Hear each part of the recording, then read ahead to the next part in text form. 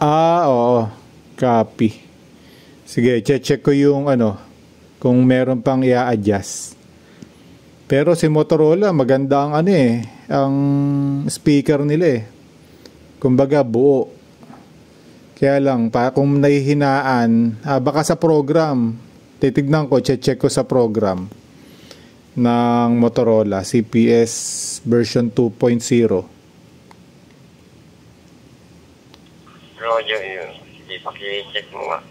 Saka isa pa, yung gamit namin base dito sa AOC, ayun, ang humina din ng mic naman. Nangina.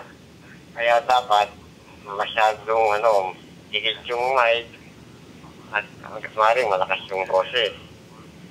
Great. Ayun, baka, pero nireport ko na sa Motorola mismo, ganun daw talaga yun. Ang suggestion nila ay bumili ng just mic. Great. Copy. Pero, try muna natin sa program. Baka program lang yan. May ina-adjust ako sa sa program, yung pinaka-mic gain niya. Okay naman, lumalakas. Nagiging sensitive. Nung minsan tinodo ko, parang pumapangit na sa sobrang lakas. Roger, sige daw.